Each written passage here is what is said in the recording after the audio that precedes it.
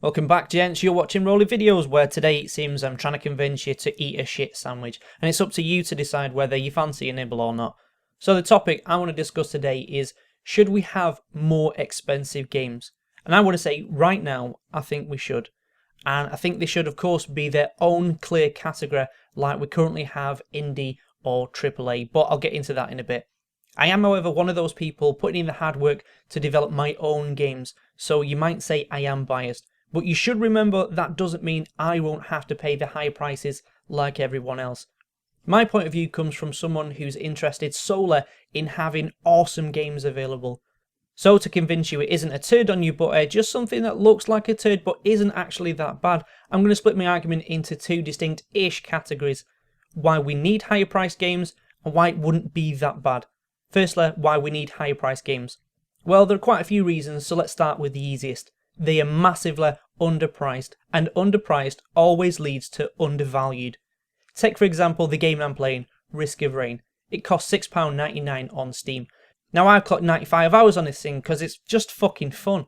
If I take the cost of the game and divide it by the amount of hours I've put in, my calculator does a happy face. That's 7 pence per hour. Fucking insanely cheap. The only thing cheaper would be drawing faces in the dirt with a fucking stick. The game dev could have just put annoying fucking ads all over the game and made the same amount of money from me, but he didn't, and I'm glad. It would have shit over the whole experience. That's what adverts do. If you want something nice for yourself and you don't want to fuck others over, you pay. Like the pop band Hearsay said, it's pure and simple. But Rolly, that sounds like you enjoy Risk of Rain despite it being so cheap. So you just shit all over your own underpriced games, our undervalued argument. Well no, I can tell you now, dear questiony bollocks, my statement is shit free. If that game developer asked for £40, like a more well-established game developer like say Ubisoft or EA would charge, I tell him to kiss my arsehole, and that's even with enjoying the game for as long as I have. That's because as people, we're trained to earn as much as we can and spend as little as possible. My apologies if this doesn't apply to you because your clothes are made out of £50 notes sewn together. When you play a game that ticks all your boxes, what incentive is there to pay more? So any game that exists in the same category will be expected by the customer. Remember that word, fucknuts have a hard time understanding that word, so I'll say it again, customer, to be the same price. But games, like people, are not all equal. Some cost more money and time than others. Customers at a glance couldn't give two fucks about all that, as they only go by price and what they perceive as the game's value from their point of comparison, things like screenshots or footage on YouTube. So the brighter among you will straight away guess that customers wanting cheaper and cheaper games will make it harder for game devs to hold on to the value of their work. Then adding the fact that others undercut them to earn your spare cash, and we have a race to the bottom as far as price goes. So there we have it, lower and lower prices lowers how we monetarily perceive the value of games. Our only incentive to pay extra is if the game has an incredible amount more content put into it, or as some new quirk. But that all fades away as others use that quirk, and that level of content becomes the norm, making those new games once again susceptible to racing to the bottom as far as price goes. In theory, this sounds great. We, the customer, get more content even cheaper, meaning our rupees go further. Now, to the keyboard economist who will state, that's the free market and the free market is awesome, I'll show how they're full of shit. If the free market is so awesome, why aren't you subjected to it in your job? Seriously, don't care what industry you work in, imagine meeting outside your place of work every day and having to compete for your job. Your employer will be free on his whim to give your job to someone else who said they would do it even cheaper and faster than you. This other bloke will work harder and produce more than you did. He'll also give up the ability to take holidays or days sick. So fuck you, Snowflake, you're on your own. The only winner there is the boss who doesn't give two fucks about anyone but himself.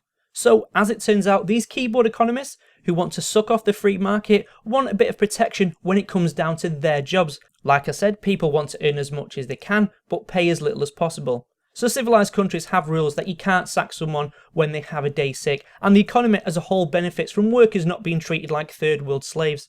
Just like our unscrupulous boss example, the cost of cheaper and cheaper games has a shitty, wider consequence. Shitter games become the norm. If you remove the ability to earn a decent amount of money from making games, then you have to cut corners or earn money in a less direct way. This is why gaming has changed recently to include adverts, microtransactions, extra DLC, and all the other shit people complain about. The quality has also dipped, as people try to save costs by rushing a game out. A game that could be better polished or have all the bugs removed if the market wasn't such a vile pool of shit to swim in. This breaking of games up into microtransactions and DLC and all these other ways of indirect sales wasn't just companies being greedy either. It's actually a necessity to survive because people behave the way they do. Let's take a real world example to give you a better idea of why companies do this. I think it's fair to say most homes have a bottle of tomato sauce in the house. If you don't, there's probably something up with you. Now the manufacturer of that sauce has a cost to produce that product. He then puts a profit margin on that, determined largely by the customer, and it's by this profit margin and how many bottles of awesome sauce he can sell whether his company will turn a profit or not. Now because the way people work, like we've mentioned, people will feel hard done to if the price of the sauce rises too high. This is facilitated by certain groups who we'll discuss in a sec. So as there are other manufacturers of sauce that the customer can choose from, the tomato sauce company has to play with a certain set of rules in mind. Does he lower costs by getting a factory in a country whose workforce is cheaper? Possibly, people are selfish enough not to give two shits that their cheap ass ways send jobs overseas. Does he lower the cost of ingredients by buying from dodgy suppliers who use poisonous chemicals or disgusting genetically modified garbage? Or the bottle maybe could save by just pouring it in your fucking hand. All these practices would make for a shit company feeding the uncaring needs of a shit customer base. So as rules are in place to have standards on things from what you pay your workers to the quality and safety of ingredients and packaging, how does the tomato sauce company stay alive? I mean, things like inflation are always pushing his costs up. He could get loans, produce more, or streamline his business, but what happens when those things are already being done? The customer expects a certain product of a certain standard at a certain price. Well, I'll tell you what he does. He lowers the amount of sauce he puts in a bottle, but keeps the price the same.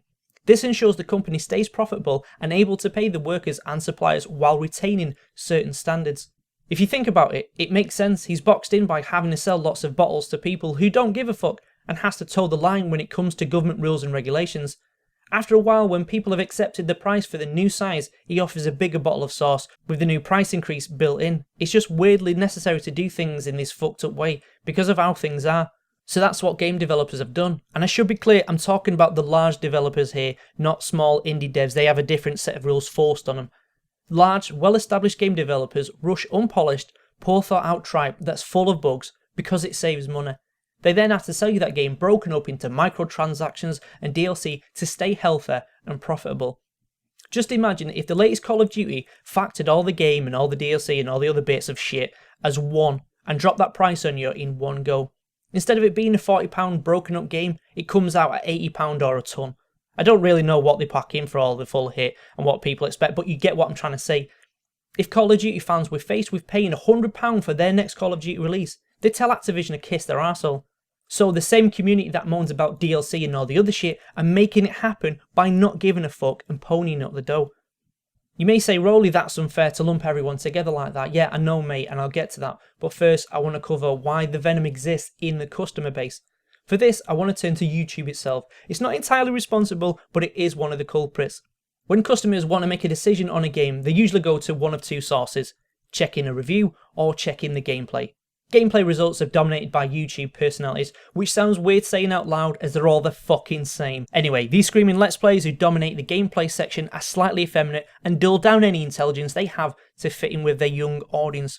So technical details or problems are not going to be mentioned on those channels as their focus is on having silly fun. The mindset changes, however, on the review side where it's focused on pointing out what's good or bad in a game to give you the best information available. The guy running the channel has to be knowledgeable and intelligent. So of the two types of videos, you can quickly guess which one is going to attract the serial complainers.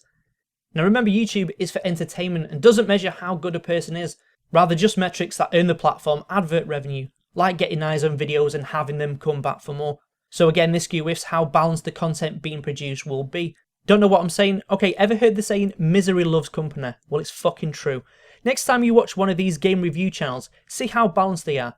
See if they're overly critical, which you could argue is their job. But then see which ones swap the word customer with consumer. Well, what's the big deal, you might say? They are interchangeable after all. Well, no, they're not. A customer does consume, but consumer isn't always a customer. For example, I could eat a bunch of grapes, but it doesn't mean I paid for them. Someone could steal goods or services and consume them without paying. So why would some channels side with thieves or serial complainers? Well, the bottom line is their bottom line. They grow their channels around saying everything is shit because without it, their channels wouldn't survive. They hide under the flag of consumer rights when really they're earning quite a living through adverts or more recently through donations. To see if a channel you watch spawns the moaning horde, check the videos and look how many give an opinion bashing games versus fair reviews. Or better yet, see if they swap the word customer with consumer. Then, when you've sifted through that, see if the average idiot watching all them videos wouldn't come away with the feeling that all game developers are shitbags, only interested in stealing your money, and digital theft doesn't harm anyone. And that will be an indicator to whether that channel's fostering fucknuts or not. So we've covered some of the pressures that act on the gaming market, why shitty games appear, why content is broken up, and we've briefly covered the types of breeding ground for cunts who are looking to kick game developers in the balls should they dare speak their side of the argument. I've not even touched on how advertising is an integral and expensive necessity in the battle to get your game into people's hands, or how Steam's one-sided returns policy, which was only implemented to keep them as the monopoly game provider online, shapes what games are available, because I want to offer my solution and it's going to shock you and then you'll think it's awesome. Like, say if I dropped my pants and flashed my bollocks to you and then proceeded to lift those bollocks up, revealing a second pair of bollocks, and while you're still in shock lifted that second pair of bollocks out of the way to reveal a secret mini fridge full of chocolates. You'll wonder, can I brush past Rolly's weird 4 bollock combo and have some of your secret ball bag chocolate? My answer is what I stated at the beginning of this video. I think there needs to be a separate market of expensive games. I want to stay away from calling it a quadruple A game market because that would suggest only super high-end graphic blockbuster titles from huge gaming franchises can exist in this space. If you think high-end graphics are what makes a game great, then you truly know fuck all about gaming. Like I say, I've put more hours into indie game Risk of Rain than have the bloated bag of wank that was Far Cry 4. I'm not saying that DLC or that other add-on shit should disappear either. I see it like buying a car, they're optional extras.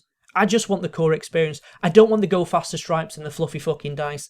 If the car manufacturer starts selling cars, but you have to pay for the engine separate, I look at it that either the car industry is fucked, or that particular car dealer is a blagging twat.